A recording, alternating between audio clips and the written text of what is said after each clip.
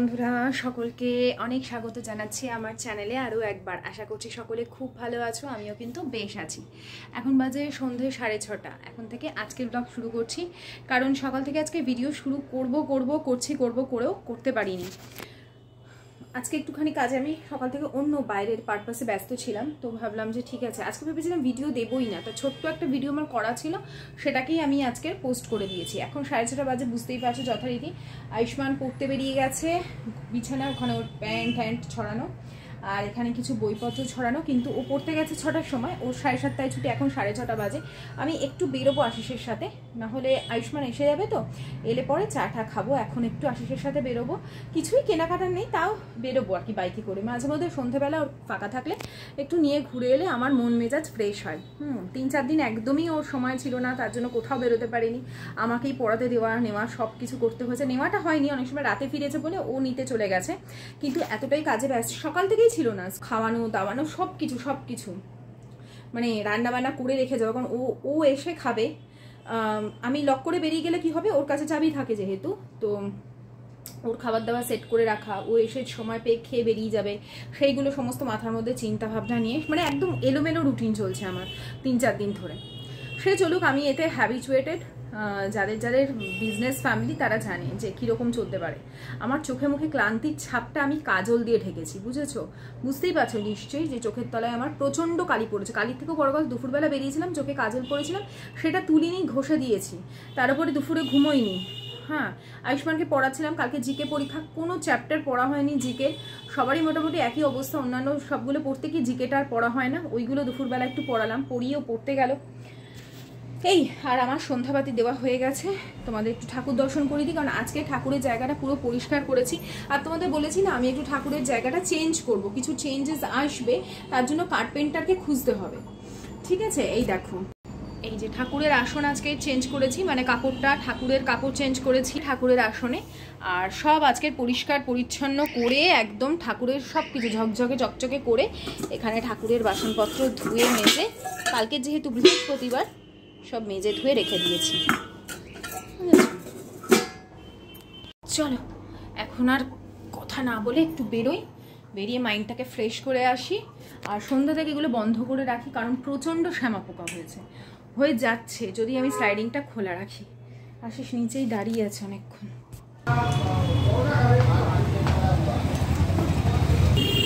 চলো ব্যাক করো, আমি যাবো না।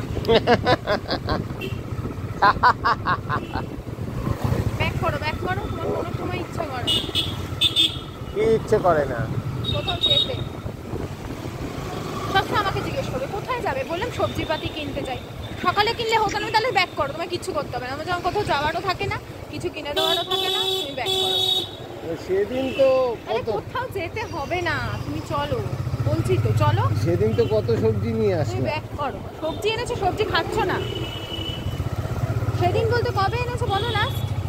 এই তো গত 2 দিন আগে। 2 দিন আগে এনেছো? কবে এনেছি? মাছের মাথাটা তো সব শেষ করে দিয়েছি, খাচ্ছে আর ভুলে যাচ্ছে।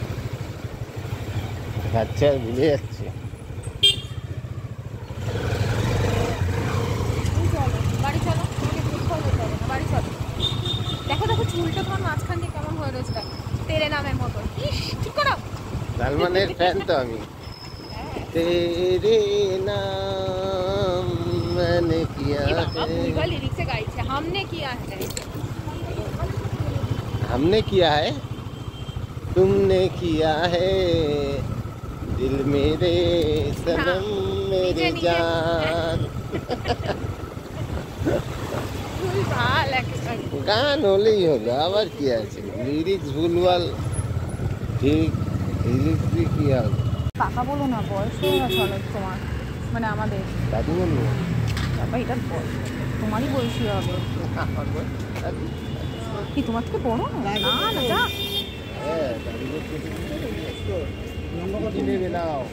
লঙ্কা কত? 15, ভেন্ডি 15, 34 আর 30, 64, 64 আর এখানে 20, 84। ওর সাথে যখনই বলবো সন্ধ্যাবেলা যে তুমি একটু এসো, দুজনে বেরোবো, প্রথমেই ওর প্রশ্ন থাকে কোথায় বেরোবে। এবারে যখন বলে কোথায় বেরোবো, তখন আমার মাথাটা গরম হচ্ছে। তোমার কি কোথাও কাছে পিঠে তো যাবো, সেটাও কি তোমার মাথায় কিছু আসে না? তো যাই হোক, যখনই বেরোই এই টুকিটাকি যা যা সংসারের জিনিসপত্র কেনার থাকে। আজকে গেছিলাম একটু বাঁশদ্রোণী গেলেই রাতের দিকে না ভালো সবজিটা পাওয়া যায়। আমাদের কুদঘাটও পাওয়া যায়, কিন্তু বাঁশদ্রোণীতে গেলে একটু বেশি আর কি, অনেকগুলো দোকান পাওয়া যায়। আর বাইরে না কখনো এখন আর চা কফি এসব খাই না, যদিও আমাদের এখানে খুব ভালো ভালো কয়েকটা চায়ের দোকান আছে, কিন্তু এখন শীতকাল তো আজকের টপিকটাই হচ্ছে এরকম কিছু, যে শীতকালীন যে খাওয়ার মজা সেটা কিন্তু অন্য কোনো ঋতুতে নেই। এই মাসটা মানে এই কয়েকটা মাস আমরা খেয়ে নিজের ওজন কিন্তু যথেষ্ট বাড়িয়ে ফেলতে পারি। তো আমার ঘরে বিশেষ করে তোমরা জানো, এই 5 বছরে যারা দেখছে তারা জানে, পায়েলের ঘরে গরমকাল মানে দই বসবে, আর দই দিয়ে রুটি, আর শীতকাল হলে বিভিন্ন ধরনের পরোটা। আর আমার ভালোও লাগে তোমাদের সাথে কম তেলে হালকা ফুলকা যে কোনো স্টাফিং পরোটা বলো, বা পরোটার সাথে খাবার তরকারি আলুর দম যা হোক সেগুলো শেয়ার করতে। আর আমি তো রান্নাঘরের বিভিন্ন কাজকর্ম, সংসারের কাজকর্ম, সেগুলো সুন্দর করে গুছিয়ে ধীরস্থিরভাবে করতে ভালোবাসি, আর সেটাকে সুন্দর করে প্রেজেন্ট করতেও আমার খুব ভালো লাগে। আর এগুলো না সব দুপুরের খাবার দাবারের বাসনপত্র। গতকাল আমি রাত্রে রান্না করে রেখেছিলাম, যেহেতু সকালবেলা বেরোতে হবে, আমি আজকের সকালের জন্য কোনো রান্নাই রাখিনি। সেই জন্য আমার সুবিধা হয়। জানো তো, অনেকে ভাবে না যে ওর যে দুর্বল জায়গা, সেই দুর্বল জায়গায় ঘা দিয়ে ওকে জব্দ করব, কিন্তু সময় না আমাদের সব শিখিয়ে দেয়। আমি ধীরে ধীরে এক একটা ভিডিওতে তোমাদের সব জানাবো। আলু খুঁজে খুঁজে নিয়ে এসেছি, দেখেন নতুন আলু, দেখেন মাত্র 60 টাকা কেজি। দাও দাঁড়াও, দিয়ে দাও, জলে ভিজিয়ে রাখি। ভেজে কেন, ছালটা ছাড়িয়ে একেবারে দিয়ে দিচ্ছি। আরে বাবা তুমি তাহলে ওইদিকে কি করো, আমি এখানে কফি টফি করি। কোথায় এটা, কোথায় কাটারটা দাও। কি কাটার? পিলারটা কোথায়? এই তো ঘরে বসে করো। এই নাও পিলার, ভালো পিলার এখানেই তো ছিল, কোথায় যে চলে যায় না। তুমি রাখো, ভুলভাল যায়। হ্যাঁ আমি তো রাখি, আমি তো যত রাজ্যের খারাপ কাজগুলো করি না। এই তো না যত দোষ নন্দ ঘোষ।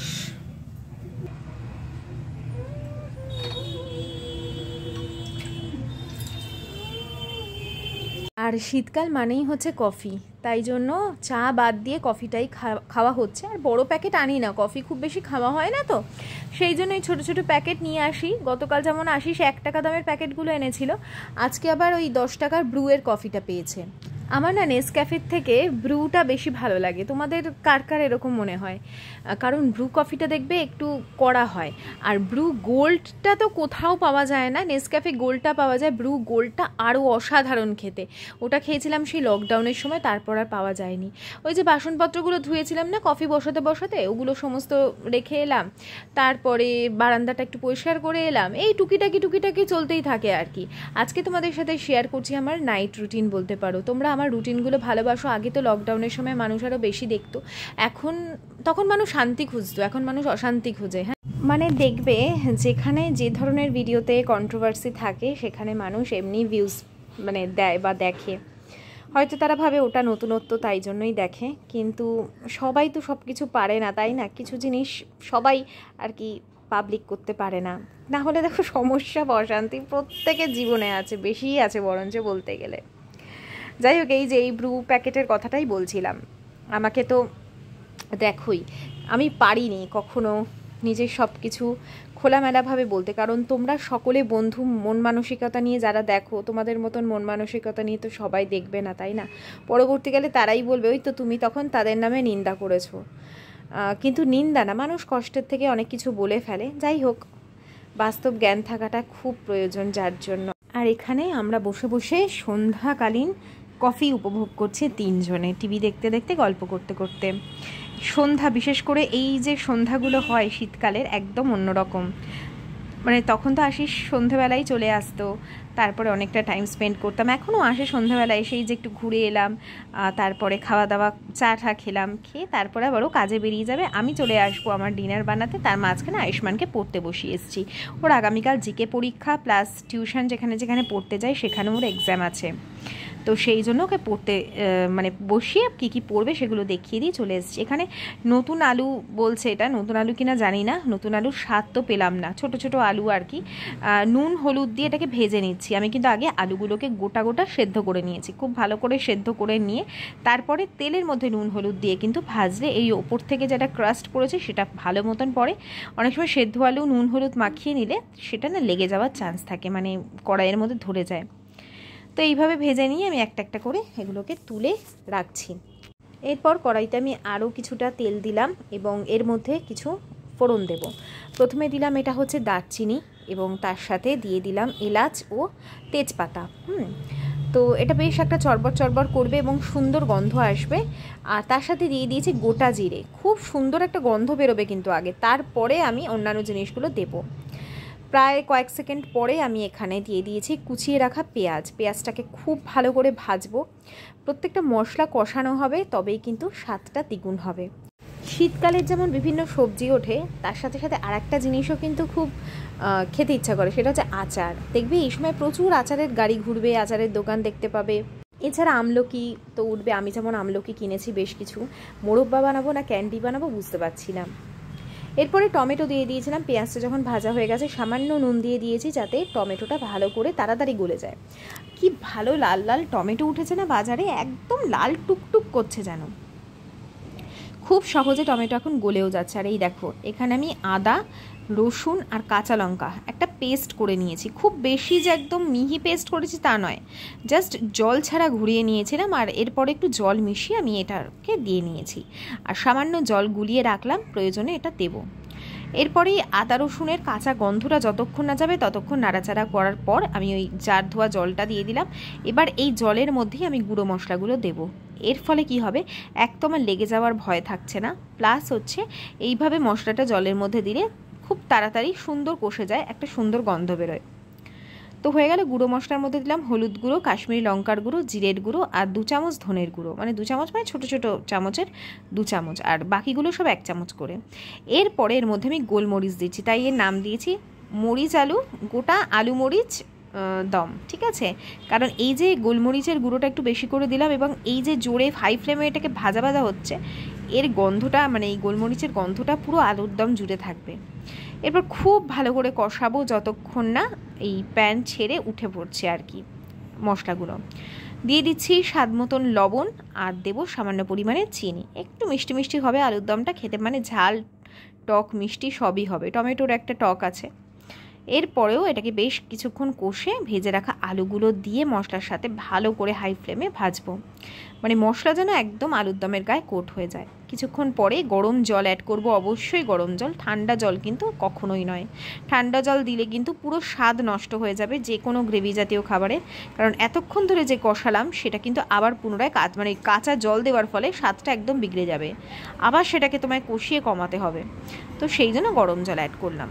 সামান্য পরিমাণে আমি একটু নুন দিলাম, নুনটা কম লাগছিল। আর আমার ঘরে বানানো দিয়ে দিচ্ছি এখানে গরম মশলা। তার সাথে এখন এই যে শীতকালে যে কোনো তরকারি করি না কেন তার মধ্যে তো দিতেই হবে অবশ্যই ধনে পাতা। অত আর কাঁচি টাচি খুঁজে পাচ্ছিলাম না, হাত দিয়ে কুচি কুচি করে দিয়ে দিয়েছি, কারণ অলরেডি অনেক রাত হয়ে যাচ্ছে, আয়ুষ্মানকে একবার পড়া দেখাতে যাচ্ছি। তো হয়ে গেছে। এখন কিছুক্ষণ এটাকে নাড়িয়ে চাড়িয়ে বেশ কিছুক্ষণের জন্য এটাকে ঢেকে দেবো। তো এই হয়ে গেল আমার এখানে রান্নাটা। চলো লাস্ট কেমন দেখতে লাগছে তোমাদের দেখাই। দেখো কি সুন্দর গ্রেভির কালার হয়েছে না, না খুব আহামরি কিছু মশলা পড়েছে না, আমি এক গাদা গাদা কোনো পেঁয়াজ দিয়েছি না, এক গাদা আদা রসুনের বাটা দিয়েছি, কিছুই না। তারপরেও কিন্তু স্বাদে গন্ধে সব দিক থেকে পারফেক্ট হয়। হয়ে গেছে এদিকে আলুর দম। আর করব হচ্ছে পরোটা, একদম অল্প অল্প তেল দিয়ে জাস্ট বুলিয়ে বুলিয়ে আর কি পরোটাগুলো ভাজবো। আমি আটা ময়দা মিশিয়ে মেখে রেখে দিয়েছিলাম অনেকক্ষণ, এই কষাতে কষাতেই মাখা হয়ে গেছিলো। যেন একটা জিনিস আমি খুব ফিল করি যে একদম হ্যাপি থাকার জন্য না, মানে সুখে শান্তিতে থাকার জন্য আহামরি কিছু দরকার নেই। খালি মানুষগুলো যদি তোমাকে একটু সুখ দিতে পারে বা শান্তি দিতে পারে, তাহলেই তুমি শান্তিতে থাকতে পারবে। আর তোমাকে হাজার জিনিস এনে দিচ্ছে তোমার ঘরের মানুষগুলো, অথচ তোমাকে একটু শান্তি দিচ্ছে না। তোমার হাজারটা জিনিসের বিনিময়ে তোমায় 4টে কথা শোনাচ্ছে, তাহলে কিন্তু তুমি কখনোই সেখানে শান্তি খুঁজে, তুমি যতই চেষ্টা করো না কেন, তুমি কিছুতেই সেখানে শান্তি প্রতিষ্ঠা করতে পারবে না বা শান্তিতে তুমি থাকতে পারবে না। তোমার যদি কথায় কথা অপদস্থ করা হয়, তুমি কখনোই ভালো থাকতে পারবে না। তোমার কথার যদি সেখানে গুরুত্ব থাকে, তাহলে সামান্য কিছুতেই তুমি সেখানে হ্যাপি থাকবে। এই জিনিসগুলো না ভীষণভাবে আমাকে মানে বাস্তব জীবনে ভীষণভাবে এফেক্ট ফেলে, কারণ আমি বর্তমানে বেশ কিছু মানুষজনকে দেখি তো, আর বাইরে বেরোই যেহেতু, বুঝতে পারি যে কে কেমন আছে না আছে। যাই হোক, 3 কোনা পরোটা যেমন আমি মাঝখানে তেল দিয়ে দিয়ে বেলি, সেরকম বেলে নিলাম। আর দেখো প্রত্যেকটা পরোটা সুন্দর মতন ফুলবে এমন ভাবে আমি করি। এই জন্য প্রথমে যেহেতু তেল দিয়ে নিই, তারপরে কিন্তু আমি পরোটাগুলো দিই। এতে যেমন সফট থাকে তেমন খেতে ভালো লাগে। করে দেখো। আর এই সামান্য সামান্য তেলেই কিন্তু পুরো প্রত্যেকটা পরোটা আমি বেলবো এবং ভেজে তুলবো, আর তার সাথে সাথে দেখবে প্রত্যেকটা পরোটা সুন্দর ফুলে উঠছে। তোমরা তোমাদের অনেক অনুভূতি আমাকে শেয়ার করো, আমি সেখান থেকে বিভিন্ন কমেন্ট পড়ি এবং অনেক কিছু লিখতে ইচ্ছে করে, কিন্তু আমি মাঝে মধ্যে পারি না যে সব কমেন্টের রিপ্লাই দেবো, সেটা হয়ে ওঠে না। এত প্রেশার এখন না আমার সব দিক থেকে, আমি কিছুতেই পেরে উঠি না। তার থেকে তোমরা আমাকে না তোমাদের বিভিন্ন প্রবলেমসগুলো জানাতে পারো। আমার কাছে যদি মনে হয় বন্ধু হিসেবে বা দিদি হিসেবে বা বোন হিসেবে কোনো সলিউশন দিতে পারি আমার মতন করে, অবশ্যই আমি দেওয়ার চেষ্টা করব। যদি তোমাদের ইচ্ছে থাকে আমি তোমাদের কমেন্টগুলো পড়ব, এবং হয়তো একদিনে একজনেরটাই বললাম, এরকমভাবে আমি ভেবেছি। যদি তোমরা চাও যে তোমাদের কথা বলে তারপরে আমি রিপ্লাইটা দিই, তাহলে আমাকে জানিও, আমি অবশ্যই চেষ্টা করব আমার মতন করে তোমাদের সলিউশন দেওয়ার। কারণ যে সলিউশন না তোমাকে কেউ এসে সঠিকটা বলবে না, তোমার ভালোর জন্য কেউ বলবে না, তোমাকে তারা মজা দেখবার জন্য তোমাকে অনেক কিছু বলে যাবে। আমি নিজের জীবন দিয়ে দেখেছি গো, এই আমার সামনে একরকম কথা বলে, আমার পিছনে গিয়ে আবার অন্যরকম কথা বলে। যাই হোক, এই হচ্ছে আমাদের বিভিন্ন ওঠাপড়া দিয়ে দেওয়ার পরে, মানে ওঠা পড়ার পরেও আমরা টিকে রয়েছি এবং সুখে শান্তিতে সংসার করছি। দেখলে তো, গল্প করতে করতে সব কটা পরোটাও ভাজা হয়ে গেল, আর কি সুন্দর সুন্দর করে ফুলে উঠছে।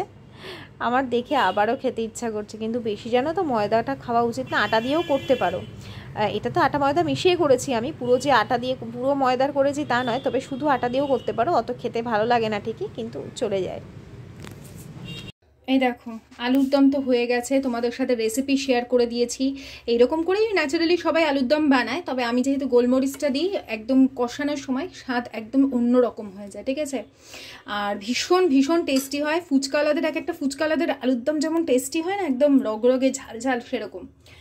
আর এই দেখো পরোটাও বানানো হয়ে গেছে একদম অল্প তেলে। তোমরা হয়তো যদি কেউ খেয়াল করো বুঝতে পারবে যে কতটা তেল ছিল এই শিশিটার মধ্যে। আর এই যে পরোটাটা, এই পরোটাটা তুমি রেখে দাও, মানে 1 ঘন্টা 2 ঘন্টা রেখে দাও। আমি তো ক্যাসারোলেও রাখিনি, দেখছো। তুমি যতক্ষণ খুশি রেখে দাও এই পরোটা সেম নরম থাকবে। তো বাচ্চাদের টিফিনে দাও, যেখানে মানে এমনি হাজব্যান্ডের টিফিনে দাও, যখন খুশি নিজেরা বানিয়ে খাও, যখন খাবে একদম সেরকম নরম তুলতুলে পরোটা থাকবে, ঠিক আছে। এই হচ্ছে ব্যাপার। একটুখানি ময়দা মাখা আছে, আর এটা ঢেকে রেখে দিয়ে এটা আয়ুষ্মানকে কালকে টিফিনে দিয়ে দেবো, বুঝতে পারলে, কিছু একটা বানিয়ে। আর এই যে এই টাওয়েলগুলো আমাকে একজন জিজ্ঞেস করেছো যে আমি কোথায় কি দিয়ে কাচি। দেখো মাঝে মধ্যে তো আমি সেদ্ধ করি, মানে গরম জল সাবান দিয়ে মাঝে মধ্যে সেদ্ধ করি। আর মাঝে মধ্যে কী করি বলো তো, ওই বার সাবান আছে রিন, সেটা দিয়ে ঘষে ধুয়ে মেলে দিই। তো শীত যেমন বর্ষাকালে থাকে না, প্রত্যেক ঋতু বৈচিত্র্য যেমন আছে, সেরকম খাদ্য বৈচিত্র্য আমাদের বাঙালিদের হয়। তো বর্ষায় যেমন খিচুড়ি করতে হয়, বৃষ্টির সময় বৃষ্টি হলে মনে হয় খিচুড়ি খাই, আর সেরকমই শীতকাল হলেই অনেকের ইচ্ছে করে কচুরি পরোটা। আমার ঘরে বেশি পরোটা হয়, অনেকে যেমন কড়াইশুটির কচুরি, আমার ঘরে দেখবে না লুচি কচুরি এগুলো খুব একটা হতে। এটা করেই আজকে নিয়ে খাবো, মানে এটা করে খাবো না, এর মধ্যে থেকে খাবো না, এটা সমেতই নিয়ে যাব। যেটুকু থাকবে ছোট বাটিতে ঢালবো, অন্য কোনো বাটিতে ঢালবো না, কারণ বাটিগুলো ধোয়া হয়ে গেছে। চলো আচ্ছা একটা সত্যি বলছি, এই যে একসাথে বসে খাওয়া, এই যে একসাথে বসে গল্প করা, এইগুলোর মধ্যে যে কি শান্তি, সবাই আবার পেয়েও জানো তো মানে খুশি হয় না, আবার অনেকে পাওয়ার জন্যই কি করে। তো এই হচ্ছে ব্যাপার। এখন চলো আমি জামা কাপড়গুলো ভাঁজ করে নিই। ওইদিকে আশিস বিছানাপত্র আর কি করছে, ওর প্রচণ্ড টায়ার্ড, ঘুমিয়ে পড়বে। আমি এদিকে জামা কাপড় কিছু ছিল বারান্দায়, সেগুলোকে তুলে এনে আমি ভাঁজ করতে করতে আবার ওদিকে দেখছি আয়ুষ্মান ঘুমিয়ে পড়ছে জল টল না খেয়ে।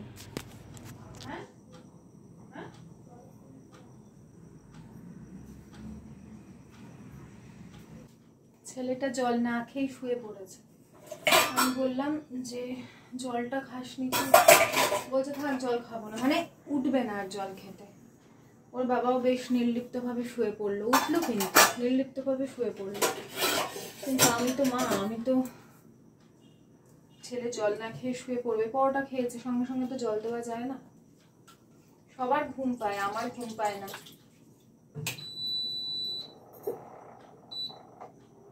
সত্যি আমার এক এক সময় মনে হয় সব ছেড়ে ছুড়ে আমি একদম মানে কোনো চিন্তাই কোনো টেনশনই নেব না, যেরম চলছে চলুক, যে যেমনভাবে পারে করুক।